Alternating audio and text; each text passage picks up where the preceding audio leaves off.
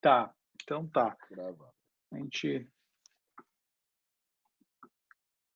Vocês estão vendo a minha tela? Não, não, deixa eu interromper aqui o compartilhamento. Então tá, boa noite a todos. Meu nome é Rivo, para quem não me conhece, né? Tô vendo que tem vários amigos, vários conhecidos aí na live. Ah, Nós somos um escritório de assessores de investimentos vinculado à XP, um escritório que tem mais de 10 anos no Brasil, começou aqui em Porto Alegre, né? Estamos fazendo este ano 11 anos de assessoria de investimentos, aonde a gente compartilha, né, vamos dizer, de uma necessidade de todo o brasileiro, de toda pessoa que recebe um salário, que recebe um soldo, que recebe um dividendo, que recebe algum lucro, que é a necessidade de investir bem os seus investimentos, mas antes de tudo de guardar os seus investimentos. Então, neste momento onde a gente está passando toda essa crise, né, que se iniciou, não foi uma crise que se iniciou na economia, mas se iniciou numa crise de saúde pública, numa calamidade pública de vários países, onde afeta todo mundo, nós queremos iniciar a fazer um pouquinho da nossa parte, que é trazer um pouquinho de planejamento financeiro que, vamos dizer, facilitaria para muita gente neste momento, se tivesse aquelas economias, né, e aquele valor assim para se passar por uma crise que iniciou, como eu disse, na saúde, mas hoje é uma crise financeira e uma crise de emprego, uma crise de vários outros fatores que vão acontecer no rescaldo, vamos dizer, quando a gente passar por este momento delicado da humanidade, né? Mas eu acredito que a gente possa sair melhor, né? Melhor como seres humanos e principalmente é, como mundo, né? Como planeta, e a gente dividir. A gente está até mais próximo hoje, a gente até brinca que a gente está trabalhando até mais de casa do que em momentos quando a gente ia para o escritório, perdia muito tempo no trânsito. As distâncias ficaram muito mais rápidas através do Zoom, dos Instagrams e de toda a tecnologia. Então, pessoal, vocês fiquem à vontade, tá? Podem fazer perguntas aqui pelo chat. Vou pedir para o Luiz, que tem alguns outros assessores aqui também, convidados de vocês. Depois a gente pode bater um papo. Eu quero fazer uma apresentação, mas eu quero interagir com vocês. Então, fique bem à vontade para fazer perguntas durante a própria apresentação. No final, a gente daí fortalece mais essa interação, Podem tá? colocar no chat que eu vou anotando aqui, no final a gente esclarece as perguntas. Então, tá perfeito. Vou compartilhar minha tela aqui, deixa eu passar a apresentação, mas fique à vontade para me interromper qualquer dúvida durante a apresentação.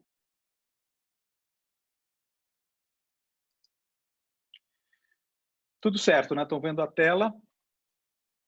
Vou deixar o chat aberto aqui, só me organizar um pouquinho.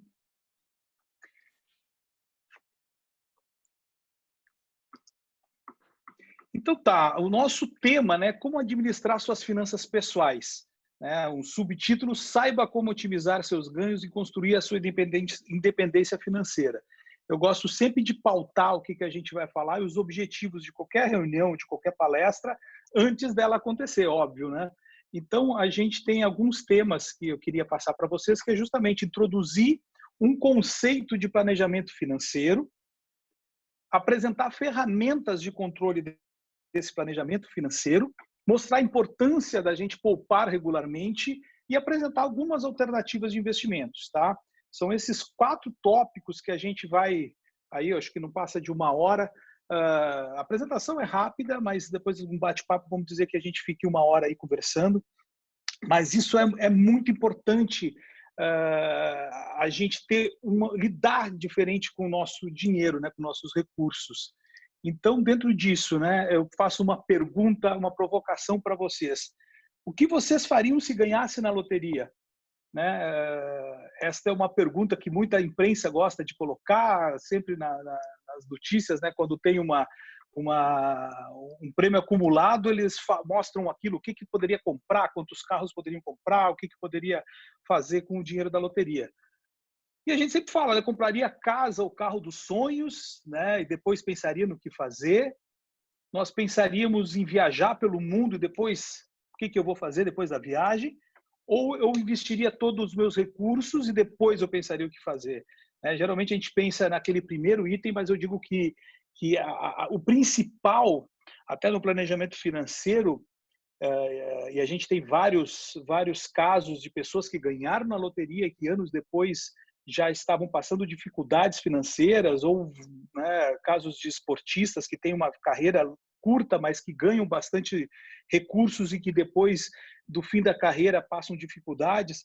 Porque o que mais importa dentro do planejamento financeiro, eu gosto de dizer muito isto, não é o quanto eu ganho, mas sim o quanto eu gasto. Aonde eu coloco os meus recursos, né? Todo mundo consegue viver, óbvio, né? Tem pessoas que passam dificuldades, mas tu vive com o teu salário, tu vive com aqueles recursos que tu recebe, tu ganha pelo teu esforço. Mas quanto tu te paga, né? Quanto tu guarda desse valor? Se a gente fizer uma conta rápida, se eu guardar 20% do que eu recebo todo mês, né, desde o início da minha carreira como profissional e desde que eu inicio minha vida financeira, vamos dizer assim, em cada 5 anos eu tenho 1 ano de salário guardado.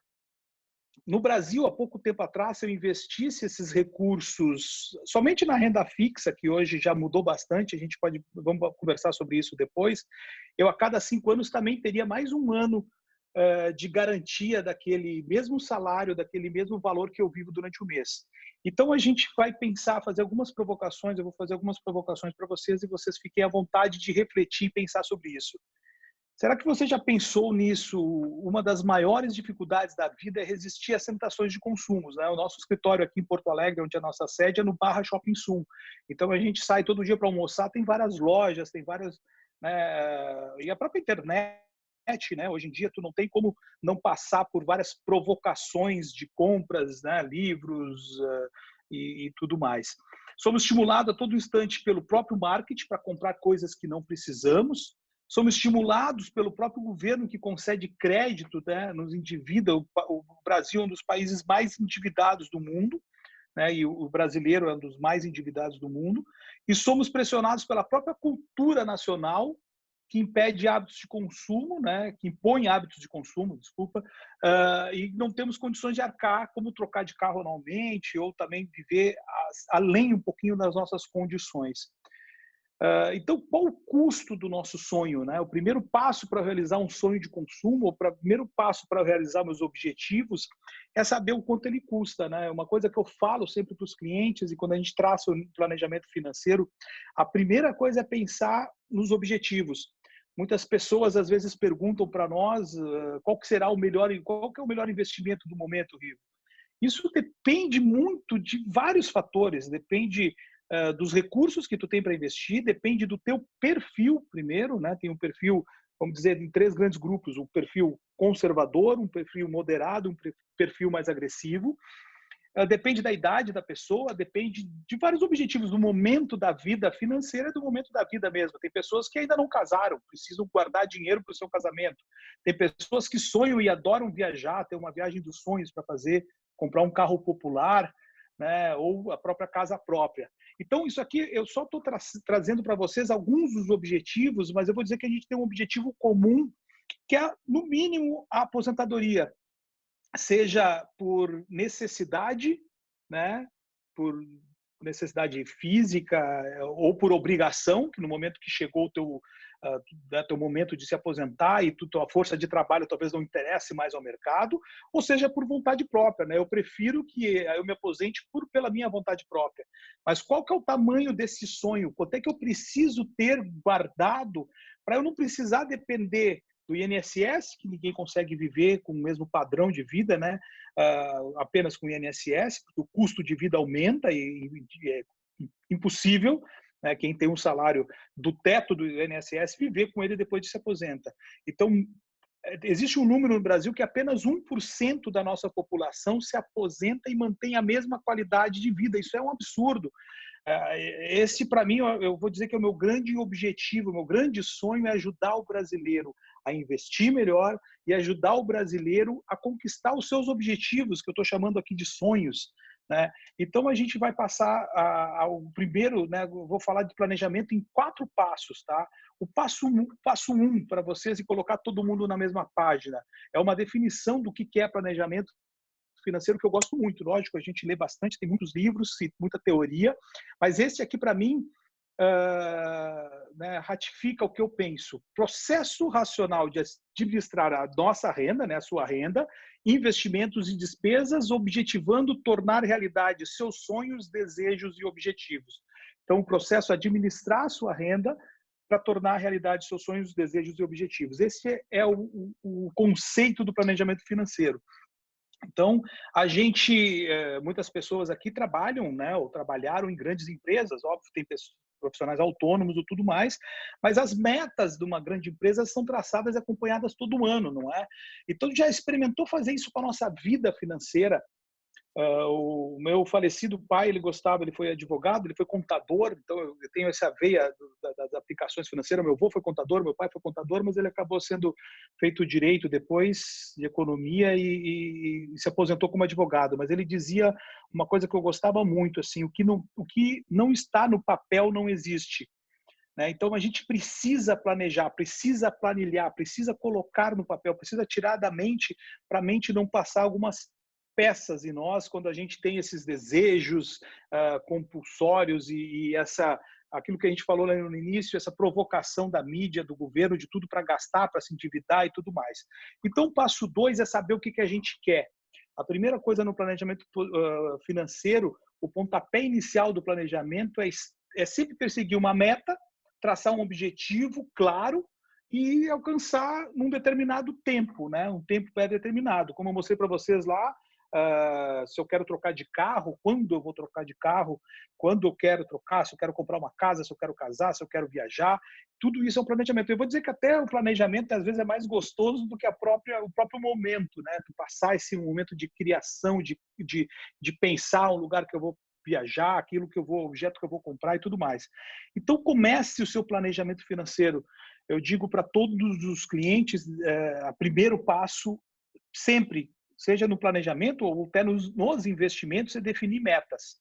Né? Saber o porquê que eu estou investindo nesse produto financeiro e qual a minha meta com esse produto financeiro, né? O que ele está fazendo? Ele está fazendo um caixa para mim, ele está protegendo, eu quero para minha aposentadoria, eu quero para minha viagem no final do ano, para minhas férias. Eu defino meta, eu defino objetivos de curto, médio e longo prazo. Sempre existem, né? Curto prazo, que é aquilo que tu precisa ter com dinheiro, com liquidez, que a gente chama, né? Tu pode transformar, o que é liquidez? É transformar um objetivo, um produto financeiro em dinheiro vivo, rápido, né? Isso, quanto maior a liquidez, maior a rapidez para transformar isso em dinheiro na conta corrente, vamos dizer assim. De médio prazo, né? Seja uma viagem daqui 2 anos, uma compra de uma troca de um carro, ou longo prazo, que pode ser minha aposentadoria, né, mais a longo prazo, ou alguns outros sonhos. E definir prazos possíveis. Né? Não adianta eu definir que eu quero trocar de carro daqui a 6 meses, eu preciso de 50 mil reais e eu só tenho capacidade de poupar 20. Né? Ou não tenho uma capacidade dos meus investimentos também darem esse lucro para eu chegar lá naquele objetivo. Então, prazos possíveis e organize-se e comece. Esse é o passo 2 do planejamento financeiro nesses 4 passos. O terceiro passo é saber quanto ele vai custar.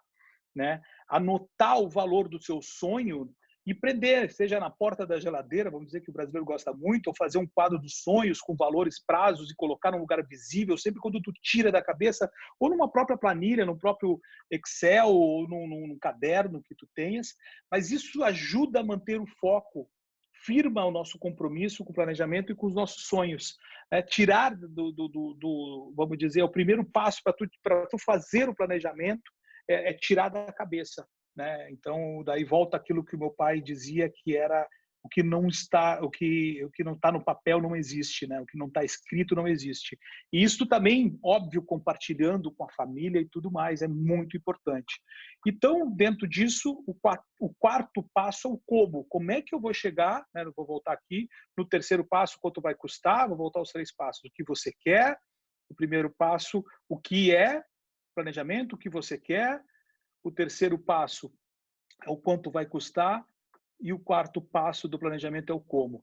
Dedicar alguns dias do ano para colocar no papel de onde vem e para onde vai todo o nosso dinheiro da nossa casa, né? Eu conto muito uma história que quando eu sou casado há 13, vai fazer 14 anos. Na nossa lua de mel, eu comprei um livro do Gustavo Cerbasi, que eu gosto muito, que é o Casais Inteligentes Se Enriquecem Juntos. Eu acho que ele tem mais ou menos essa idade, era a primeira edição. Minha esposa e eu não morávamos juntos, nós casamos, começamos a morar juntos depois. E eu sempre tive mania não, esse costume, né? Essa coisa boa de colocar no papel tudo que eu gasto, né? Então, e a Fábio, que é minha esposa, ela não tinha tanto tudo era meio na cabeça dela, ela não sabia. Quando eu perguntei para ela quanto é que ela ganhava, porque ela é fisioterapeuta e também tinha um trabalho de home care, que tinha além do hospital que ela trabalhava, e ela não sabia principalmente onde é que ela gastava. E a maioria do brasileiro é assim, tá? Isso não é um fato. Então, tu colocar no papel, ou até botar uma caixa que seja de sapato, uma caixa bonitinha, e tu colocar, ou na própria gaveta, escolher uma gaveta na sua casa e colocar as notas, aquilo tudo que tu gastar, e planilhar isso, escrever. Na época eu comprei, eu tinha ganho agendas, né? E daí tinha uma agenda que eu usava e uma agenda que eu ganhei, que estava lá, eu coloquei uma agenda na porta de casa para a gente anotar todos os dias ali para eu planilhar depois no Excel, já que a gente não conseguia compartilhar isso. Então, colocar no papel da onde vem, mas principalmente aonde vai o teu dinheiro, onde é que tu gasta, tu começa a olhar aquilo e tu vê como a gente gasta dinheiro não digo bobagens, mas com coisas que a gente pode simplesmente diminuir, e pequenos furos afundam grandes navios, né? E um outro passo dentro do planejamento é pague-se primeiro, né? É pagar a si próprio. A gente fala que a gente faz seguro, o brasileiro adora seguro de carro, mas não gosta de seguro de vida. E o que é mais importante, o carro ou a tua vida? Né? Todos os dias você dá dinheiro a todo mundo, menos para ti mesmo. Tu paga imposto, tu paga governo, tu paga né, para andar, para comer, para tudo a gente gasta dinheiro, mas a gente não guarda para nós mesmos. Então, pague-se primeiro. Eu vou falar depois, quando eu aprofundar um pouquinho a questão do planejamento, que a gente não pode, o brasileiro tem muito aquele costume, se sobrar no final do mês, eu guardo. Não, né? Não tu primeiro guarda e depois tu gasta aquilo que tu vai. Tu primeiro define um percentual que é a tua liberdade financeira, aquilo que tu vai buscar para o teu futuro, aquilo que tu vai buscar para os teus objetivos. Então, os sacrifícios de consumo também eu falo que deve ser feito sempre quando tiver a recompensa desse sacrifício, né? Porque não adianta também tu poupar e virar aquele cara que é só o suvina, né? O mão de vaca, ou algumas gírias, o tio Patinhas, que falavam antigamente, né?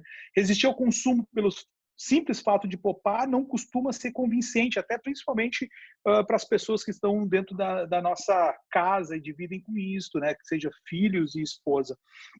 Então, tu poupar para um objetivo, né? Esse é o meu caixinha para a nossa viagem. Com certeza vocês vão fazer uma viagem muito mais tranquila, com capacidade de investimento e tudo mais, né? Capacidade de viagens melhores e assim por diante. Resumindo, então, o que eu falei da questão dos objetivos, né? Bem definido, prazo bem definido, né? Um prazo de curto, médio, por exemplo, comprar um carro daqui a um ano, quanto que eu preciso? 180 mil. Um casamento daqui 3 anos, 85 mil. Um imóvel que eu pensei em comprar daqui 10 anos, o imóvel dos nossos sonhos, 1.250.000. Assim por diante, eu defini isso e coloco um prazo razoável. Primeiro, a gente não se frustra. Segundo, a gente vê que é possível. Existe um grande mentor que eu sigo, uma pessoa que eu gosto muito, que se chama Joel J. Ele sempre fala, não precisa acelerar, basta não parar. Então, a gente não precisa, imagina, tu trabalha 20, 30 anos, se tu guardar 10, vamos fazer eu não sei a idade de cada pessoa que está aqui, né? Eu tenho 46 anos, e nem sempre eu fui assim também, né? Imagina se eu tivesse guardado desde os meus 14 anos, quando eu comecei a ganhar, a trabalhar, né, como estagiário, 20% ou 10% que fosse do que eu ganhei nesse período todo, quanto seria o que eu teria guardado hoje? Eu acelerei em alguns momentos, eu tive alguns momentos na minha vida que eu guardei mais de 50% do que eu ganhava, porque eu também tinha custo baixo e quis acelerar para ganhar tempo, né, o tempo perdido. Então, inicie o seu planejamento agora, não deixa para segunda-feira. Hoje é quinta-feira, né? Não vamos deixar para amanhã. Iniciar o planejamento financeiro, ele não precisa ter data. ele precisa começar hoje. Peguem um caderno de vocês, peguem uma planilha, peguem o que vocês tiverem em mãos, né? Ou aquela gaveta, escolham aquela gaveta para vocês colocar tudo que vocês gastam. Só esse exercício, tá? Essa é uma apresentação que eu digo básica e simples, até para o momento que a gente está passando, e nós, como assessores de investimentos, né, óbvio, temos um conhecimento muito vasto de outros investimentos. Então, eu estou fazendo uma apresentação super básica, uma apresentação para todo mundo entender que o planejamento financeiro é importantíssimo, né? O Brasil precisa ter essa visão, precisa mudar, precisa dividir este conhecimento, que é simples, é simples. Ele não tem dificuldade, ele não tem, é super simples, tá? Então, vamos lá, vamos fazer um desafio para vocês, justamente, né? Comece listando as suas finanças dentro. O que é um orçamento doméstico para a gente envolver o nosso marido, a nossa esposa, os nossos filhos, né?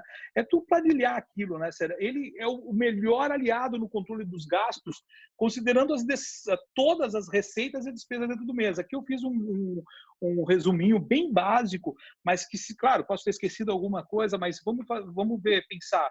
A gente tem um custo de moradia, né? Seja aluguel para alguém paga, ou seja um financiamento, ou até o mesmo custo de água, luz, tudo aqui eu coloquei, eu não planilhei, a minha planilha, óbvio, é mais completa. Se alguém quiser, eu posso traçar a minha planilha que eu utilizo, que é baseada na planilha do Gustavo Cerbasi, tá? Eu fiz algumas mudanças, mas o Gustavo Cerbasi eu gosto muito. Eu vou dizer que ele é o pai ainda do Thiago Nigro, da Natália Arcuri, dessa turma toda. Ele começou muito lá atrás a falar, eu admiro muito ele. Fiz até um curso, a XP mesmo fez um curso, Casais Inteligentes Enriquecem Juntos, era um curso que nós fazíamos, que eu fiz o treinamento com ele mesmo.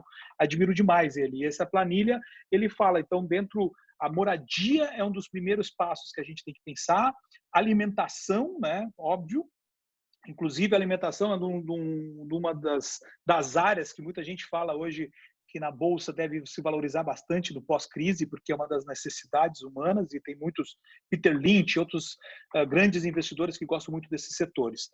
Transporte, clube, né, eventos, a saúde, né, plano de saúde ou até remédios, tudo mais, entretenimento, despesa financeira. Claro, aqui é um apanhado que eu estou colocando do que tu tem de despesa fixa, praticamente, né, e alguma variável aqui também, e o que tu teria de saldo. Aqui está dando 14% de sobra.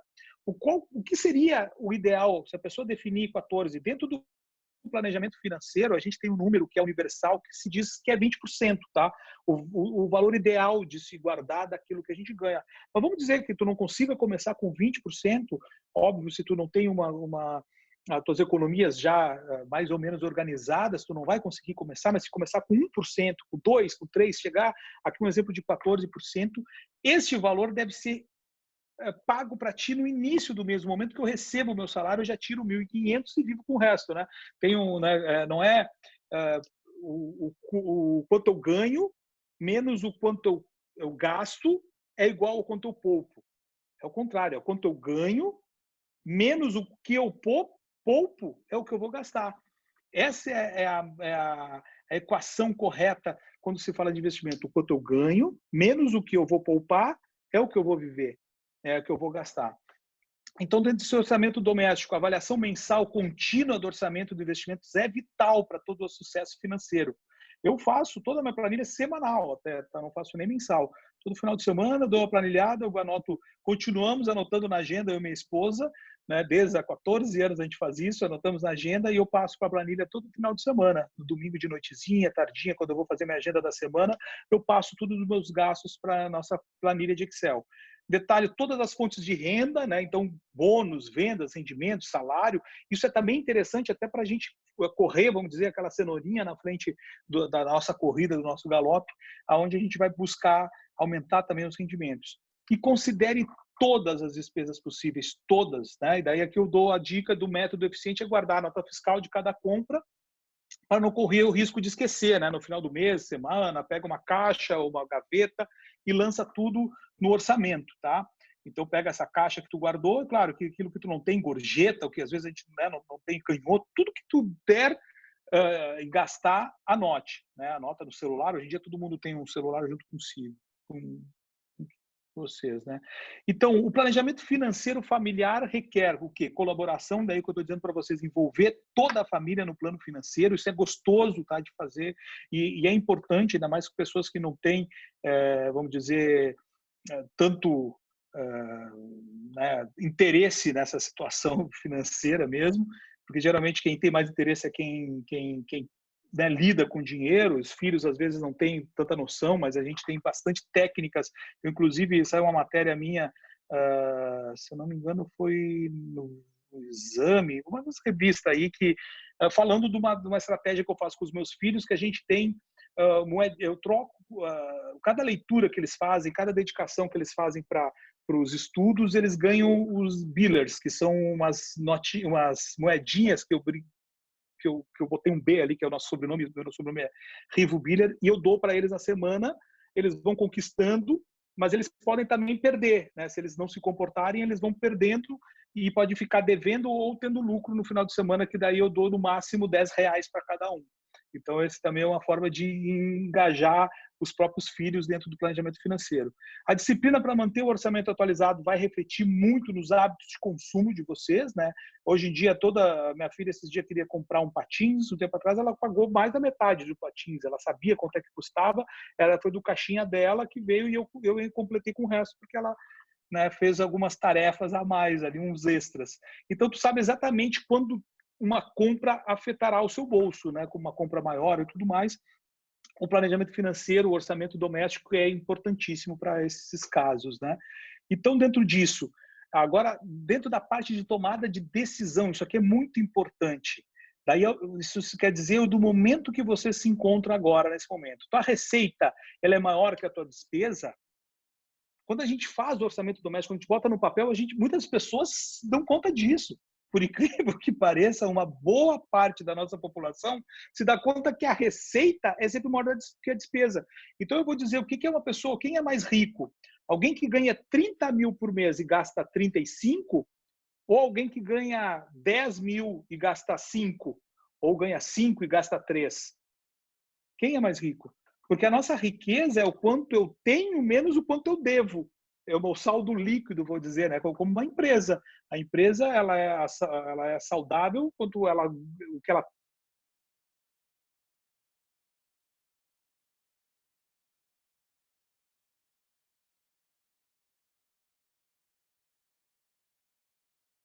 tem maior que a tua despesa, tu investe todo mês. Tua receita é igual à tua despesa? Oi? Acho que deu uma travadinha aí. Volta um pouquinho. Não sei se foi Tá, só pra mim, mas deu uma travada quando tu tá. estava Eu fazendo a estava transição falando. ali de um para o outro. Tá. Eu estava falando da tomada de decisão do momento que cada um está, né? Se a nossa receita, aquilo que eu ganho é maior do que a minha despesa, óbvio, eu estou superavitário, que a gente fala na economia, né? Eu sou uma pessoa que está sobrando dinheiro no mês, eu invisto o dinheiro que sobrou do mês, mas no início do mês, lembrem disso, tá? Mas eu tenho que fazer esse cálculo dentro dessa tomada de decisão. A minha receita é igual à minha despesa. Se aquilo que eu ganho é exatamente aquilo que eu gasto, eu não consigo guardar nada durante o mês, isso já liga um alerta vermelho e tu tem que rever o orçamento para o imprevisto não resultar num problema financeiro, né? O orçamento não acabar com qualquer imprevisto que aconteça, quebra uma família, quebra, né, uma pessoa e uma família. E se a tua receita é menor que a tua despesa, que é daí que a maioria e muitas pessoas vivem nessa situação que não conseguem, né, ou depende, principalmente o aposentado no Brasil, depende muito dos familiares ou depende, né, do governo e tudo mais, óbvio, às vezes até pegando empréstimos, o consignado no Brasil é enorme. Então, se tua receita é menor que a tua despesa, tome medidas urgentes para eliminar as despesas que estão deixando no vermelho. Então, tem todo aquele caso, assim, que muitas vezes, né, por isso que tem várias empresas de empréstimos se dando, né, com bastante lucro no Brasil, porque as pessoas têm que estar sempre uma bola de neve. Então, o ponto que a gente precisa estar aqui, a nossa receita tem que ser maior que a nossa despesa. Qualquer um desses outros 2 pontos aqui é muito preocupante. Aqui, claro, não é tão preocupante, é um ajuste que tu consegue ver isso quando tu planilha e coloca no papel. É simples, é muito simples. Então, depois disso, o que a gente vem na parte dos investimentos, que quando eu poupo regularmente, né, a tua receita, 100% da tua receita, guarde uma parcela de tudo que tu ganhar. Como é que a gente poupa, né? Guarde uma parcela de tudo que eu ganhar. Então, quem ganha a renda variável, né, quem é profissional autônomo, não, né, tem uma ideia de quanto vai ganhar no mês, mas não sabe ao certo, eu sempre digo, ganhou R$1.000, o ideal é guardar 200 e viver e passar aquele período com 800. Ganhou, depois da outra semana, mais R$5.000, guarda 1.000, sempre guarda naquele momento. Então, o hábito de poupar regularmente significa guardar uma parcela de renda todos os meses, direcionando essa parcela ao investimento. Óbvio, não vou deixar no colchão, não vou deixar na minha carteira, não vou deixar em casa. Eu preciso, até porque dentro do investimento existe inflação, existe, né, que o poder de compra da moeda vai perdendo esse poder ao longo do tempo. E antes de gastar sua renda com as despesas habituais, você deve estipular um mínimo para comprar a sua despesa de liberdade financeira. Eu gosto muito, né, despesa da liberdade financeira, dessa palavra, que é justamente o que eu preciso ter liberdade. Então, por exemplo, uma parte da tua receita, óbvio, ela vai ser para tuas despesas, teus ganhos, seus investimentos, e o ideal está aqui, né? Guardar 20% do que eu ganho da minha receita mensal de 100% em 20%. E o restante, daí ali vai ter 10% para alimentação, 10% aqui dá só umas caixinhas, né, diferentes, iguais, mas despesa com gastos diversos, lazer, alimentação, transporte, educação, tudo mais. E dentro da parte dos investimentos, daí que a gente está entrando um pouquinho nessa parte então, que a gente domina muito bem, existem 2 grandes campos, a renda fixa e a renda variável, que agora está todo mundo muito em voga, né? O Brasil, com a taxa de juros mais baixa da história do nosso país, onde a gente tem uma taxa Selic, que é a taxa básica de juros da nossa economia, 13,75, a renda fixa ela deixou muito de ser atrativa, né? Porque talvez ela não pague nem a inflação, dependendo como é que é a inflação. O Brasil já viveu com hiperinflações, né? Eu já tenho uma idade que eu passei muito perrengue, vi meus pais passando problemas com a inflação, onde eu tinha que investir todo dia no overnight lá, porque senão o dinheiro não tinha poder de compra, né? Essa mania, vamos dizer assim, esse cacuete que o Brasil tem de fazer rancho, isso é muito da hiperinflação. Tu ganhava o teu salário, tu tinha que comprar tudo, porque senão tu não conseguia comprar no final do mês. Então, a renda fixa hoje, é onde a gente destina aquela parte para disponibilidade imediata e segurança, né? Existe renda fixa protegida pelo Fundo Garantidor de Crédito, tudo mais que eu vou falar um pouquinho. E a renda variável, ela tem alto potencial de ganhos. Muitas pessoas, no momento de crise, correm da renda variável. E eu vou te dizer uma frase que o Warren Buffett, para quem não conhece, o Warren Buffett é o maior investidor do mundo, considerado o maior investidor do mundo há muitos anos. Ele tem mais de 80 anos, é um velhinho bem simpático e muito inteligente. Ele fala muito uma frase que eu gosto, que quando todo mundo está ganancioso, né? Todo mundo está eufórico nos investimentos, ele tem medo. Todo mundo está ganancioso, ele tem medo. Mas quando todo mundo está com medo, ele está ganancioso, ele está eufórico. Então, neste momento, ele tinha muita parte da renda fixa, que a gente diz que é o dinheiro do caixa, é o dinheiro da disponibilidade imediata, da segurança, e agora ele migrou para a renda variável. Os pequenos investidores, ou os investidores que não são profissionais, que não entendem muito do mercado, nesse momento de uma crise, eles justamente fazem o contrário. Eles correm na renda variável onde eles estavam, e daí que eles dão oportunidade para ter liquidez para esses papéis, né? E até para esses grandes, a gente fala no mercado, né? O tubarão comendo a sardinha, porque daí as sardinhas pulam na renda variável e os tubarões entram com força porque sabem que tem alto potencial de ganhos. Tem muitas empresas hoje que o custo delas, até o patrimônio delas é maior do que o valor que ela está custando na Bolsa de Valores. Então, eles sempre têm oportunidades. Mas isso aqui é importante, investir sempre antes de ganhar, investir sempre antes de ganhar. Aqui que é o principal. Se cada um de vocês pensarem nisso, planilhar o que vocês ganham, botar no papel aquilo que vocês ganham, aquilo que vocês gastam e investir sempre antes de ganhar, eu estou mais do que satisfeito, depois dessa live e estou com a minha missão cumprida nesse papel. Só preciso entender isso, o resto vocês podem esquecer.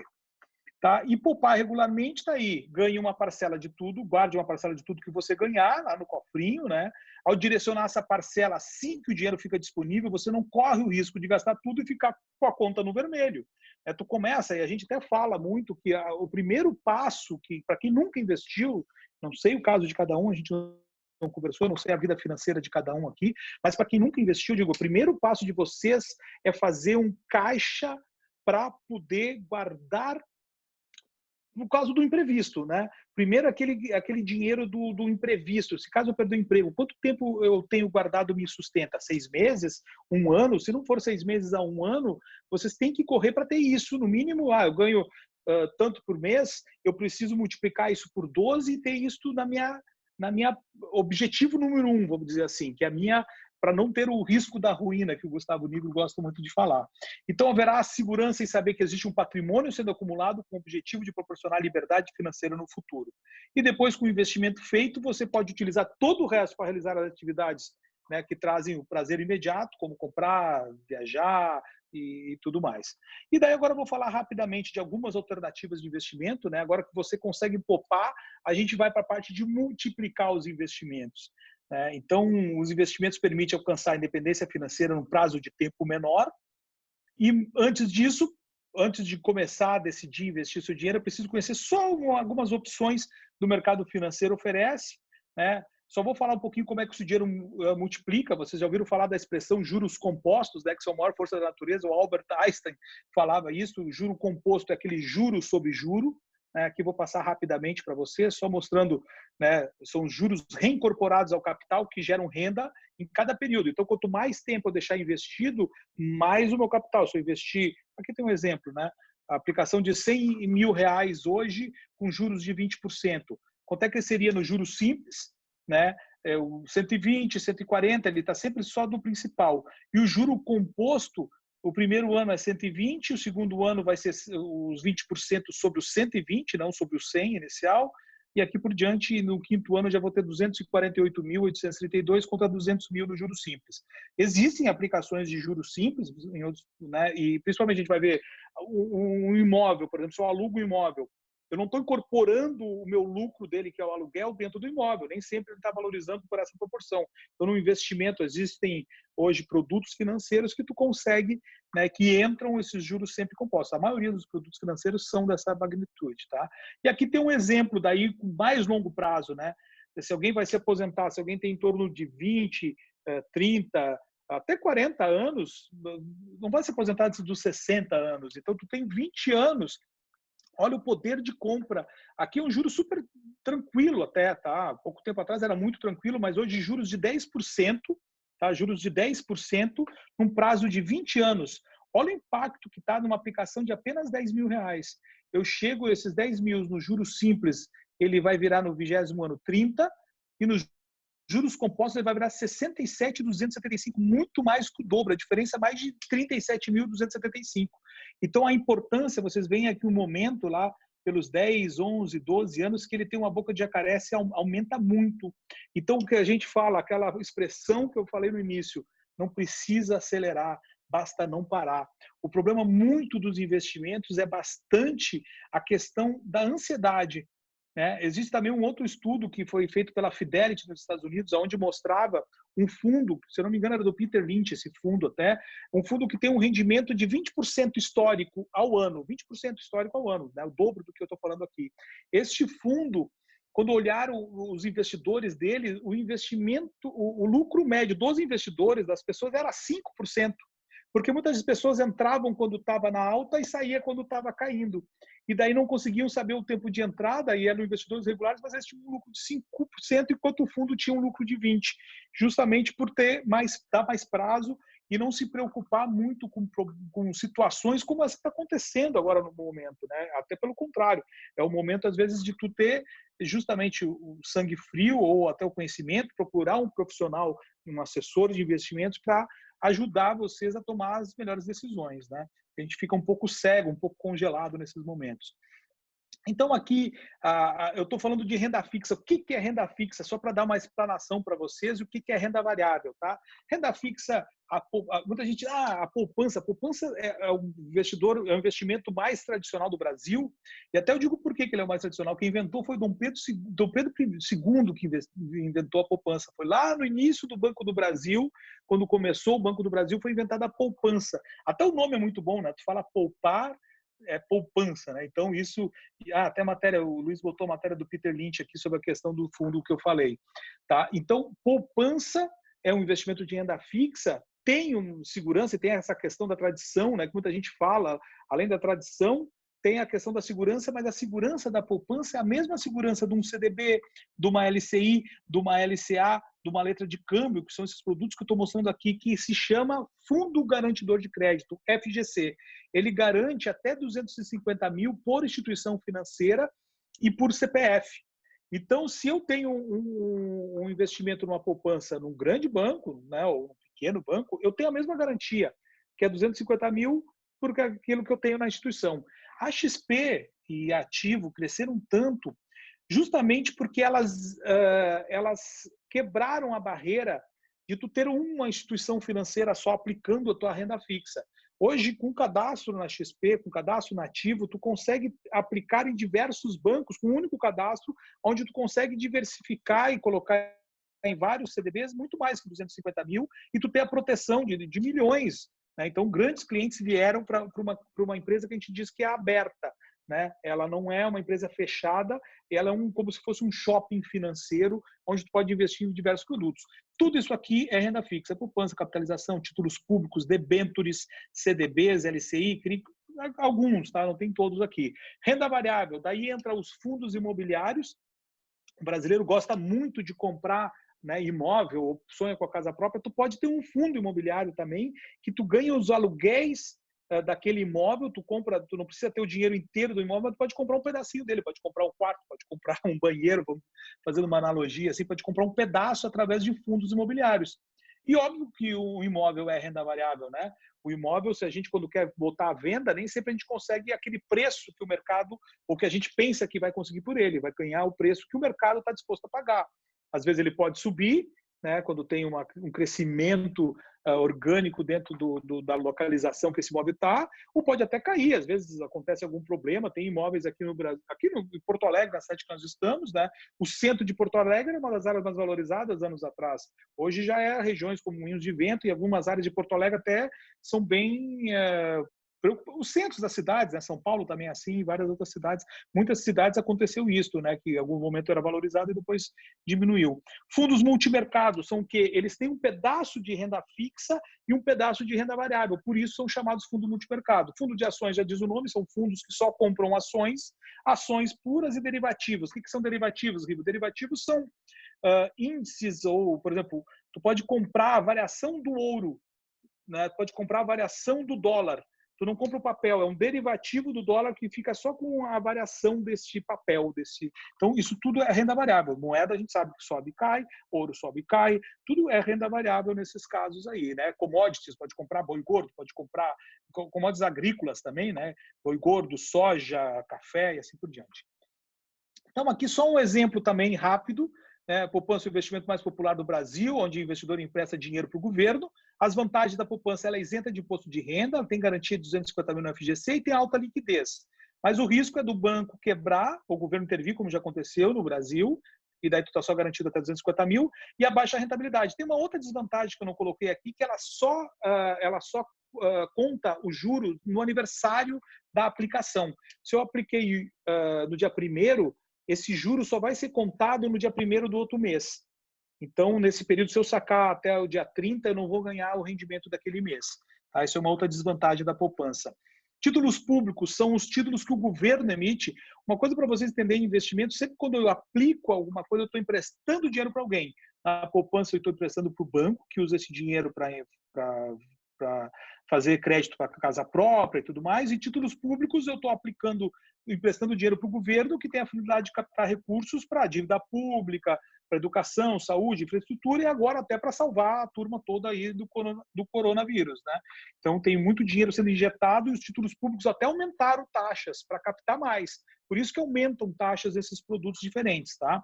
Vantagem, rentabilidade muito superior à poupança, são considerados os títulos mais seguros do mercado, tá? Porque é a garantia do governo. Então, se o governo quebrar, se o Brasil quebrar, e a gente já notou que o Brasil é praticamente inquebrável, já tiveram muitos esforços para quebrar esse país e não conseguiram.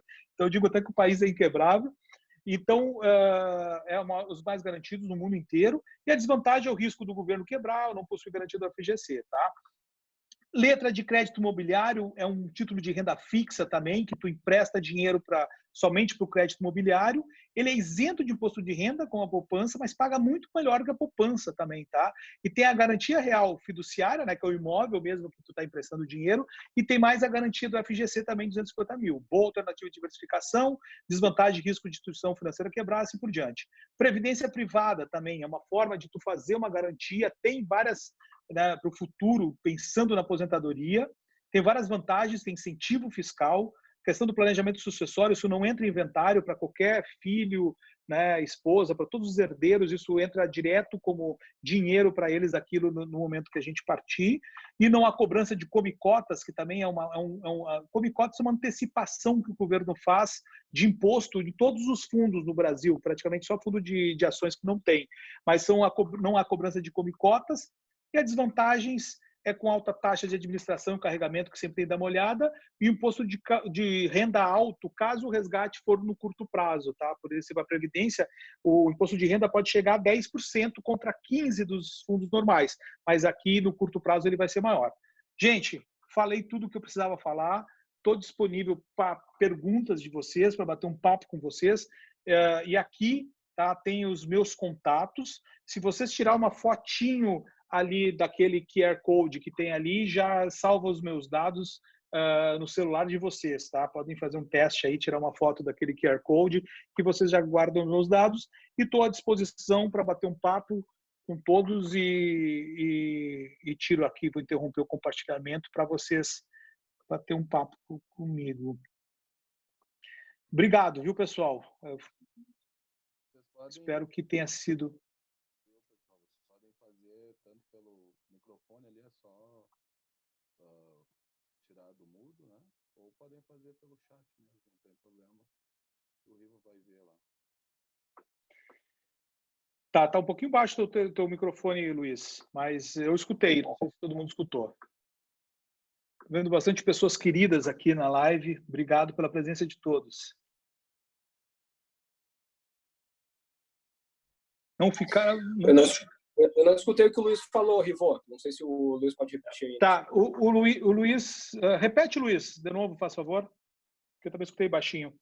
Então, é só tirar do mudo ali, se vocês quiserem fazer pelo microfone a pergunta. Ou pode escrever no chat. Então, o Rivo vai ver lá a pergunta no chat. Não precisam ficar com vergonhas.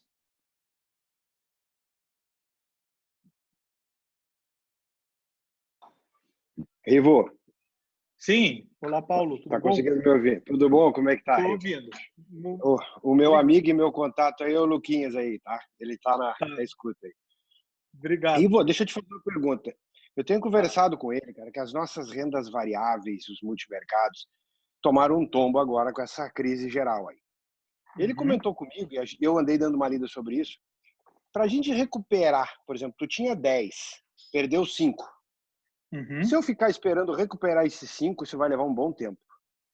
Qual é o cálculo aproximado? Se a gente tiver alguma economia, alguma sobra, algo nesse momento que dê para complementar, como é que tu acha que eu faço para reduzir o tempo dessa perda? Mais ou menos isso aí que eu queria te perguntar. Tá. Paulo, eu sempre falo uma questão do planejamento, tá? No planejamento financeiro, quando a gente vai investir, a gente tem percentuais que a gente gasta, né? Eu gasto 20, 10% com renda, com alimentação, 10% com transporte, assim por diante. Nos investimentos é a mesma coisa. E principalmente quando tu fala em renda fixa e renda variável, tu deve pensar um percentual que tu vai querer ter em renda variável. Por que eu digo isso? Isso aí Warren Buffett já trouxe isso, tem vários outros investidores que pensam dessa maneira e é a maneira mais adequada. Por exemplo, eu tenho 50% em renda fixa e 50% em renda variável. Se a minha renda variável cai para 25%, é sinal que a minha renda fixa foi para 75%. Muitas pessoas pensam assim, eu vou tirar mais da renda fixa. Se tu tirar da renda variável, né, porque caiu 25%, se tu botar tudo na renda fixa, daí sim que vai demorar muito mais tempo para tu recuperar. Mas se tu tirar da renda fixa aqueles 25% que ficaram a mais e equilibrar para 50%, com certeza esse teu retorno de uma queda de 50% para voltar de novo ao teu patamar vai ser mais rápido. Então, o equilíbrio sempre é o mais importante. A gente tem que ter diversificação. Com certeza, a gente fala dessa crise atual que está acontecendo, tá? Eu gosto muito de falar isso com os clientes. Eu fiz mestrado em economia e trabalhei e o mestrado em economia era economia internacional, então eu estudava os blocos econômicos. Essa crise que está acontecendo é uma crise principalmente de liquidez, onde todo mundo precisou de dinheiro, seja com medo de perder emprego, seja com medo de não ganhar receita. Muita gente não tem receita agora, precisa tirar. Então, até o ouro, há pouco tempo atrás, que muita gente correu, né, como um ativo de muita segurança, caiu em alguns momentos esse ano. Chegou a cair 11% em alguns momentos. O dólar aqui no Brasil está subindo, mas em algum momento, quando isso aí virar, ele tende a voltar. Não é o preço normal do dólar. Então, a gente precisa, às vezes, não ter primeiro, não mexer. Tá? Eu digo assim, que depende, eu não sei onde é que estão os teus recursos, posso analisar depois com o próprio Lucas e contigo também, mas, por exemplo, tu está num fundo multimercado, os gestores são muito experientes. Óbvio que uma crise cai 15%, cai 10%, e uma crise sistêmica, tudo cai. Né? Não tem o que não caiu. Até a renda fixa caiu. Né? A própria Selic saiu de 4,25, foi para 3,75. Caiu meio ponto percentual, 0,5. E fora que NTNB, que é ativos ligados à inflação, tá? IPCA, que é a inflação oficial do Brasil, mais uma taxa fixa, há pouco tempo atrás tu já achava no mercado IPCA mais 4. Hoje tu acha no mercado, no próprio Tesouro, IPCA mais 5 teve há pouco tempo atrás. Daí ele deixa de comprar esse IPCA mais 4, que as pessoas às vezes precisam de liquidez, para comprar esse de IPCA mais 5, este ativo que é marcado a mercado, tá? Estou falando um pouquinho técnico, mas a marcação dele a mercado, ele cai, mesmo tu não perdendo dinheiro, teoricamente, porque ele vai ter um vencimento futuro que vai te pagar o IPCA mais 4% por ano. Tá? A inflação, se a inflação for 4, vai ganhar 8. Então, o que precisa fazer? Primeiro, não se desesperar, toda crise passa. Se tu tem investimentos né, com a visão tua também é para longo prazo, tranquilo. Claro, se tu precisa de recursos por causa de algum problema da crise, daí tem que conversar com o teu assessor, conversar com o Lucão e pensar qual ativo que seria melhor para resgatar, e geralmente não é aquele que caiu mais, não, tá? Porque aquele que caiu mais, a tendência também é que ele recupere mais rápido do que os outros. Tá? Então tem que dar uma olhada justamente nos ativos, mas os gestores são muito experientes. Tá? O Brasil, até por muita crise que teve, criou muita gente casca grossa aqui, né? Henrique Breda, da Alaska, o Luiz Stilber, da Verde, Asset, a Adam e tudo mais. São vários gestores muito bons, tá, Paulo? Espero ter respondido um pouco, mas se tu tiver mais outras perguntas e dúvidas, a gente pode seguir perguntando aí, né? Não, tu esclareceu 100%. É balancear a carteira, é isso que eu queria saber. E foi exatamente isso que tu falou. Não é aportar mais dinheiro, de repente, que tu possa vir a precisar naquela renda variável, mas se tu puder simplesmente equilibrar ela tirando de uma renda fixa na multimercado para equilibrar esse aumento que houve na renda fixa. Perfeito, ficou bem claro para mim. É isso aí. Tu tem que tentar tirar daquilo que tu tá, até, vamos dizer, que tu perdeu menos e botar talvez naquilo que tu perdeu mais, tá? Porque a tendência é que esse que tu perdeu mais, claro, analisando sempre os produtos.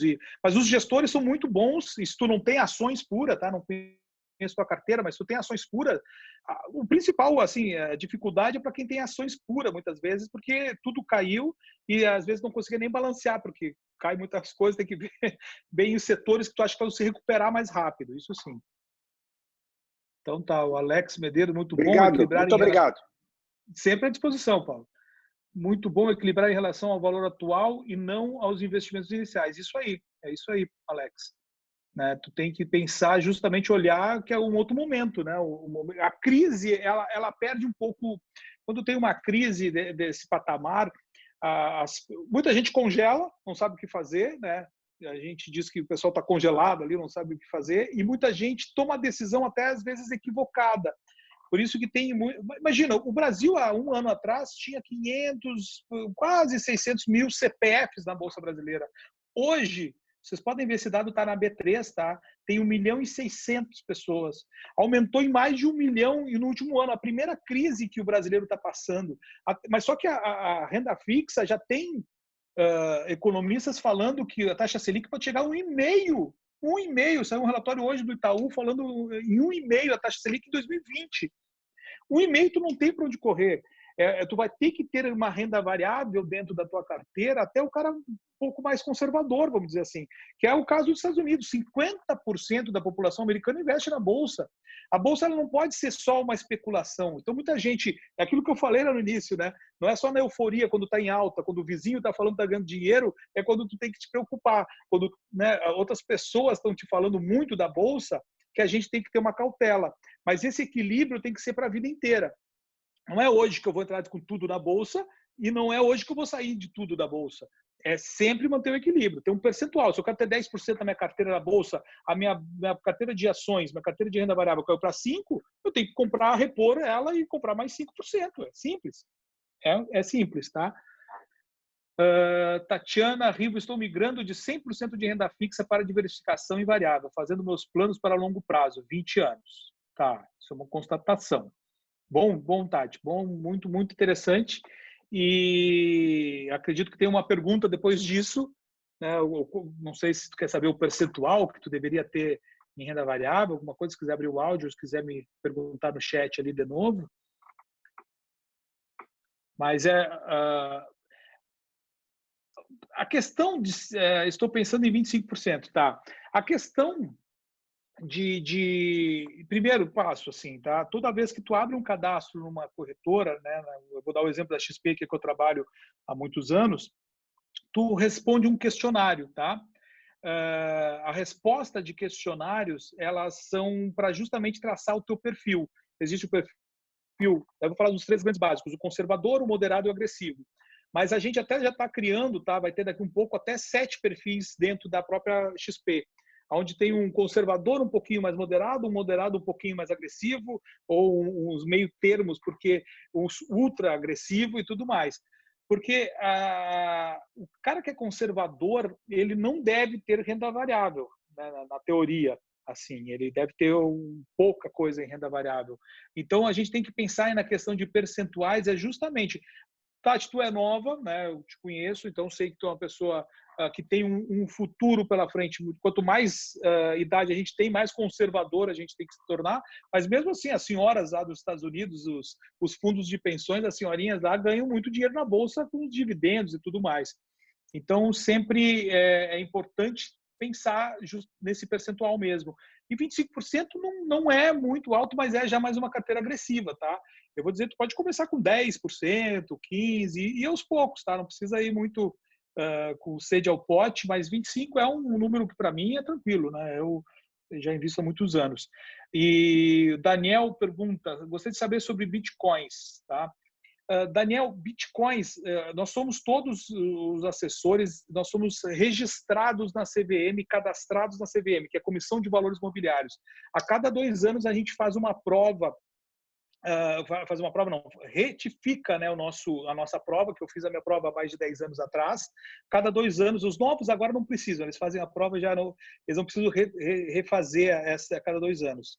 E a gente só trabalha, tá? Não estou querendo fugir da tua pergunta, com produtos que são legalizados ou validados pela CVM no Brasil.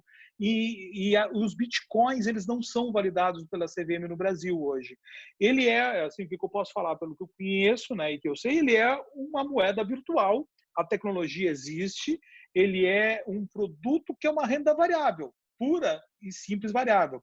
Existiu muitas pirâmides, até por causa do desconhecimento que existe sobre esse produto, por ele não ser legalizado no Brasil, que se serviram desse pouco conhecimento que as pessoas e o brasileiro tinham.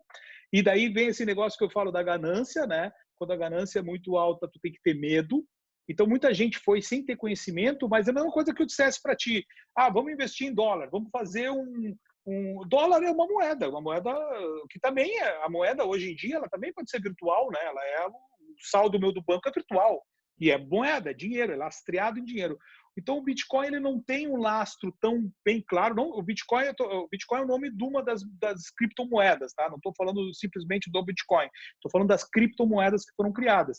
Então, por ela não ser legal no Brasil, por ela não ser o lastro não ser um pouco desconhecido e tudo mais, eu digo para vocês, invistam somente em produtos legais, legalizados e conferidos pela CVM, Banco Central e tudo mais.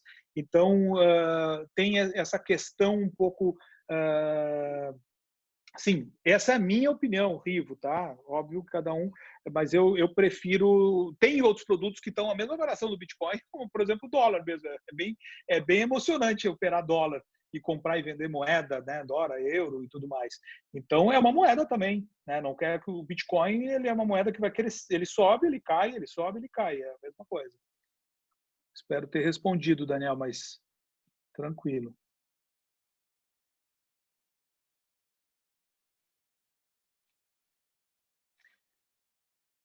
Alguma dica de ação na área de alimentação? Pessoal, nós como assessores de investimentos, nós não somos analistas, tá? Nós não somos gestores e nós não somos analistas. Nós não podemos dar conselhos de papéis. Nós abrimos os olhos de vocês. Eu digo que eu sou, dos meus clientes, eu sou a pessoa que avalio qualquer necessidade dele, qualquer objetivo dele, né? Eu traço os objetivos, ajudo a pessoa a ver os objetivos e aonde que a gente vai alcançar isso. Então, a área de alimentação, eu vou dizer também, é uma área que é muito interessante, tá?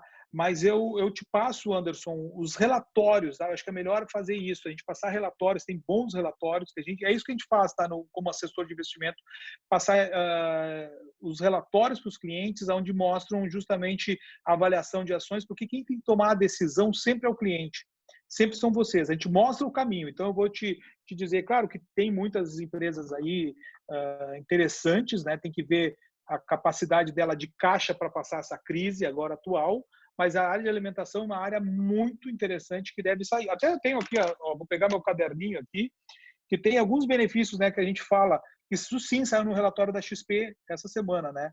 Empresas do setor de varejo de alimentos e drogarias, a gente entende que isso sim vai ter uma valorização e de um rescaldo dessa crise. Empresas com caixa líquido e baixíssima alavancagem, né? Empresas de commodities expostas a receitas em dólar e a China, que é o primeiro país que está se recuperando, mesmo estão falando talvez de alguma outra volta um pouco, né? Mas mesmo assim são empresas de commodities expostas à receita em dólar e que já começaram a dar sinais de recuperação econômica. Então isso aqui são alguns, tá num relatório da XP. Anderson, se tu tiver o contato de algum dos nossos assessores, eu vou pedir para ele te passar, a gente passa para ti ou tu manda um e-mail ali, tu pegou meus dados, eu deixo depois, que eu te passo os relatórios que falam sobre a área de alimentação, com toda o carinho e tranquilidade, tá? Isso, pega com o Luiz, então. Ótimo. Ótimo, Anderson. Então tá, gente. Estou à disposição de alguma mais pergunta, mas tomar um golinho de água quando vocês pensam.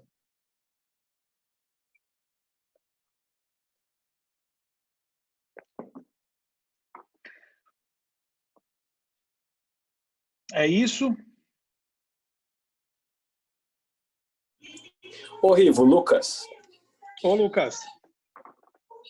Rivo, eu acho que uma questão que seria interessante para todos os clientes que estão assistindo o nosso webinar, estão questionando, inclusive eu conversei com o Paulo esses dias, né, explicando a questão dessa desvalorização da renda fixa, né, a marcação ao mercado. Uhum. Então, eu não sei se tu pudesse dar uma pincelada rápida, né, uma explicação sucinta do que aconteceu com os fundos de renda fixa, né, uhum. Inclusive em fundos previdenciários, né, que obviamente um fundo mais conservador, atrelado à renda fixa, eles também sofreram. Então, acho que seria uma explicação interessante, né, se puder dar uma clareada. Perfeito. É uma explicação que eu dou todos os dias, tá? Bem tranquilo. A renda fixa, ela tem um tripé, tá? Tem um tripé, que é juros, taxa de juros. O que é taxa de juros? É toda a renda fixa atrelada ao CDI. tá atrelado à taxa, ao CDI, que é a Selic, né, a taxa básica de juros. Então, o Tesouro Selic, ele é um dos ativos atrelado a juros. Depois existe atrelado o pré-fixado, né, que ele é pré-fixado antes, quando tu aplica, no dia que eu estou aplicando, eu sei quanto eu vou ganhar naquele período, quanto é que eu vou ganhar por ano. Então, ele é pré-fixado. E existe um híbrido, que é o inflação, que a gente chama, que é IPCA. IPCA é a inflação oficial do Brasil, índice de preço ao consumidor amplo, tá? Isso é IPCA, mais uma taxa pré-fixada. Então, a gente tem um tripé, que é juros, inflação e pré-fixado, né? Juros, pré-fixado e inflação. Eu falei nessa ordem. Juros, pré-fixado e inflação. Então, cada um teve um porquê de cair e todos os três caíram nesse período. Juros. CDI saiu de 4,25 para 3,75. Eu tenho lá um ativo que tem 120% do CDI. Se eu pegar minha calculadora, ele estava aqui, ó, 120% do CDI. CDI 4,25, 120%. Isso dava 5,10 ao ano, tá? Tá aqui, 5,10 ao ano. Agora ele passou para 3,75. O 120 continua o mesmo, mas 120% dá 4,50. Ele saiu de 5,10 para 4,50. Já teve aí uma das quedas, tá? A queda da parte de juros. Isso é uma questão. A outra parte, mas os juros até são os que menos oscilaram, porque o que tu tem de pré-fixado e de inflação, que é IPCA mais um pré-fixado, IPCA, por exemplo, é inflação mais 4%. É assim que funciona um título de inflação. Ele dá inflação mais 4% ao ano, vamos dizer. O 4% era um pouco menos que a Selic. Porque eu falei no início para vocês, essa crise que está acontecendo é uma crise de liquidez. O que aconteceu? Vários bancos perderam, né, ou sacaram dinheiro, tiraram dinheiro de fundos, tiraram dinheiro de CDBs para poder fazer caixa. O governo precisa, e eles precisam de dinheiro para fazer empréstimo. Muitas pessoas, o banco não faz dinheiro, o banco pega o dinheiro de quem é superavitário, quem está aplicando, e empresta para quem precisa. O banco não produz dinheiro, então ele pega aquilo. O que eles precisam agora? Eles precisam de liquidez, eles precisam ter dinheiro dentro da casa para poder emprestar. O governo é a mesma coisa, com todas essas medidas, eles lançaram títulos públicos e os títulos privados, que são CDBs, LCIs e títulos de renda fixa em geral, eles lançaram acima do que está no mercado. Então, um fundo que tem vários títulos de renda fixa ali dentro, por exemplo, NTNB do governo, tá? Que pagava IPCA mais 4%. O governo, há uma semana atrás, ele lançou IPCA mais 5%. Daí, o que esse título, esse fundo precisa ter liquidez, precisa vender. Ele vai vender IPCA mais 4%. Só que ele, para vender esse título, ele precisa dar um desconto. Porque se eu vou comprar do governo que está vendendo IPCA mais 5 do que o IPCA mais 4 daquele título. Eu tenho vantagem comprar um título novo, não aquele título que já está no mercado. Não sei se fui claro para vocês. A mesma coisa em renda fixa. Renda fixa também. Eu tinha lá 8% ao ano, eu vou continuar ganhando esse 8% ao ano. Só que na marcação da curva deste fundo, porque é marcado a mercado, não é um preço de face. O preço de face é o que eu vou ganhar num título que eu comprei hoje, lá em 2030, vamos dizer, 2025.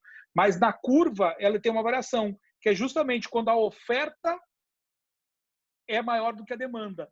Menos pessoas estão aplicando e mais pessoas estão tirando dinheiro. Então, a demanda por aplicação diminuiu e eles aumentaram as taxas. Aumentando as taxas, as que já estão no mercado caem. É isso que aconteceu. Não que tu vai ganhar menos, mas se tu tirar, tu vai ganhar menos. Mas no futuro elas se recuperam, tá? Hoje já não tem mais títulos públicos a IPCA mais 5, já voltou para IPCA mais 4 alguma coisa. As crises, pessoal, elas são muito fortes, mas elas começam numa força, cai 15%, cai 20%, como já aconteceu, mas daqui a pouquinho o mercado começa a se acostumar. É meio que normal isso acontecer. Daqui a um certo tempo cai 15, sobe 5, sobe 10. Daqui a pouquinho cai 5, sobe 3, sobe 4. Cai 2, cai 3, aí já volta à normalidade. Já fica aquele meio lateralizado, até que um pouquinho sair, vamos dizer que se sai uma vacina, alguma coisa, já tem um boom para cima. Então, essa questão do mercado, tu precisa ter, primeiro, disciplina, que nem eu falei, e depois também ter sangue frio, assim, né? Não se desesperar, porque as coisas tendem a voltar com o tempo e todas as crises passaram, né? Não teve crise que não passou. Né? Então, acho que foi respondido, Lucas. Perfeito, Rio. Perfeito, bem didático. Eu acho que isso é uma questão importante porque vários clientes estão sentindo, né? Alguns num nível um pouco maior, outros, né, num nível menor, mas praticamente todo cliente tem renda fixa, né? Uma parte de renda fixa. A gente viu o que aconteceu nos fundos, com as debêntures, né? Sim, nos fundos de previdência. Então, foi uma remarcação muito forte, né? Uma perda grande para a renda fixa, né? Por causa disso. Mas aí surgem oportunidades também, né? Para quem tem dinheiro em líquido, né, ou que está vencendo produtos, pode também aplicar melhor hoje em renda fixa do que há 2, 3 semanas, 4 semanas atrás, que é um mês atrás. Com certeza. Hoje eu até abri um mercado secundário, só por curiosidade, tinha muita coisa boa ali, né? Títulos ali de 15%, 16%, 17%. Valores pequenos, mas enfim, começam a aparecer muitas oportunidades. Né? Claro. Perfeito. Mercado secundário, o pessoal não entende direito, mas existe 2 mercados, o primário e o secundário. O primário é justamente quando o governo lança um título, tá? A gente está comprando no mercado primário, lá quando ele está lançando. Mas se eu tenho esse título e vou revender esse título, eu estou vendendo no mercado secundário, porque eu já comprei e eu revendo.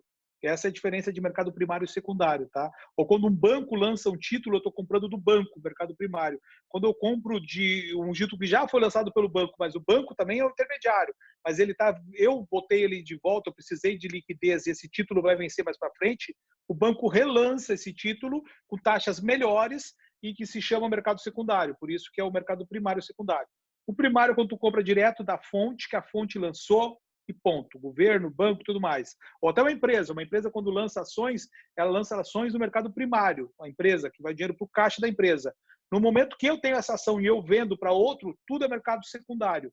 Eu vender a ação que eu tenho, eu não sou mais a empresa, o dinheiro vai para o meu bolso, não vai para o bolso da empresa. Então, esse é mercado secundário, só para deixar claro para todo mundo. Pois é, pessoal, eu gosto de ver umas caras aí, estou vendo só parado as caras, algumas caras conhecidas aí e alguns nomes conhecidos.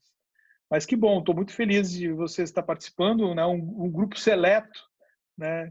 Pinçado a dedo, mas é muito prazeroso falar com vocês. E aí a gente poder mostrar um pouquinho do nosso trabalho, né? E eu tenho uma paixão muito, muito forte em ajudar as pessoas a planejar financeiramente, sabe? Eu sou uma pessoa que aprendi muito com... Se você olhar, eu estou no meu quarto aqui, tá? Ali, ó, aquilo ali tudo é livro, ó, o cantinho. Eu gosto de ler muito, tá? E tem ali o que não cabe nas prateleiras. Então, trocar, né? A gente tudo é impermanente nesse mundo, a gente poder trocar um pouco de conhecimento, um pouco daquilo que a gente faz a nossa paixão, né?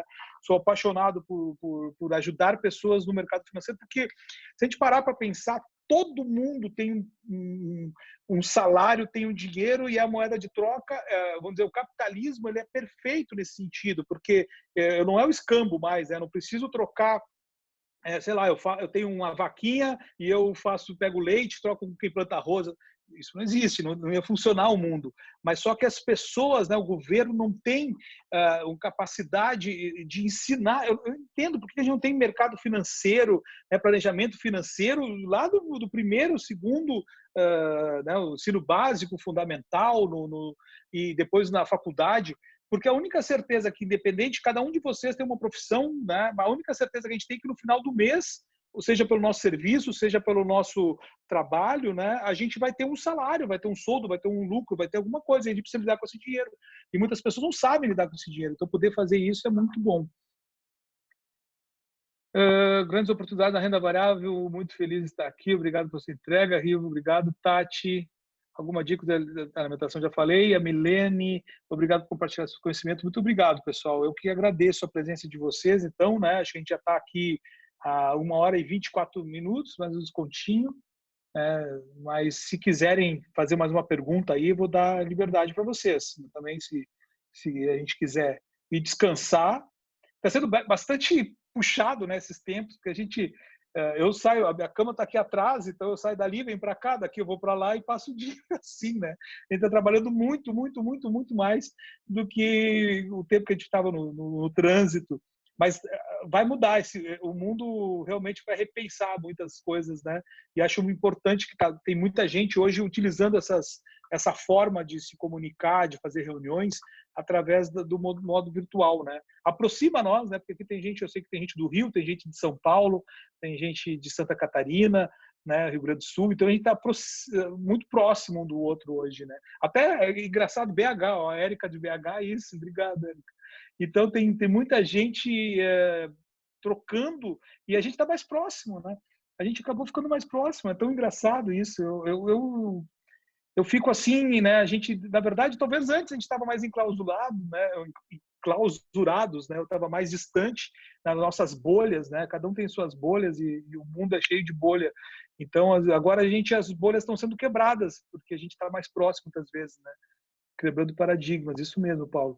Então, acho muito bacana e muito construtivo a gente fazer. A gente quer fazer mais esses Zooms, tá? Esse é o primeiro que a gente está fazendo. A gente está divulgando muitos da XP, mas a gente, às vezes, como assessor, não acaba não mostrando tanto a cara, né? Não, acaba não mostrando tanto o que a gente está fazendo e a gente está aqui com vocês. É muito importante e gratificante para nós. Eu que ganho mais do que vocês, pode ter certeza disso, tá? Então tá, vamos dar por encerrado, 20 horas e 25 minutos, horário de Brasília. Se ninguém tem mais uma pergunta, agradeço a todos. Tá? Vamos ver se a gente faz até, posso, né, eu acho que a gente gravou esse encontro, mas talvez podemos falar desse tema também numa outra oportunidade, se vocês quiserem chamar outros, né, parentes, amigos, quem é casado, um pouquinho assistiu, mas não conseguiu trazer o marido ou a esposa e daí quer falar sobre planejamento financeiro, planejamento familiar, estamos totalmente à disposição, tá? Então, muito obrigado a todos, um beijo, né, bom descanso e a gente vai falando aí, tá? Luiz, pode encerrar aí, então, não sei se quer falar alguma coisa, alguém quer falar mais alguma coisa, mas por mim tá tranquilo. Eu vou enviar todos que se inscreveram, deixaram o e-mail. Eu vou enviar. Tá. Acho que amanhã. A planilha que tu citou do Serbase, tá? Eu vou enviar para que todos tenham, já que o tema foi como organizar as finanças pessoais, né? Isso, ótimo. E no próprio e-mail eu vou colocar uma série de perguntas ali para fazer um questionáriozinho e até vai ter uma das perguntas vai ser para que cada um dê uma sugestão de tema para os próximos webinars que a gente tiver, ou mesmo que seja um encontro só sem alguma apresentação, para a gente falar, né, como tu falou, que é legal, a gente se aproxima mais do pessoal aí. Perfeito. Então tá, pessoal, não deixem de responder o Luiz, então, quando ele mandar o e-mail, principalmente a questão das dicas, tá? Para a gente fazer outros mais produtivos. Tá? Muito obrigado, um beijão para vocês e até a próxima. Boa noite, pessoal.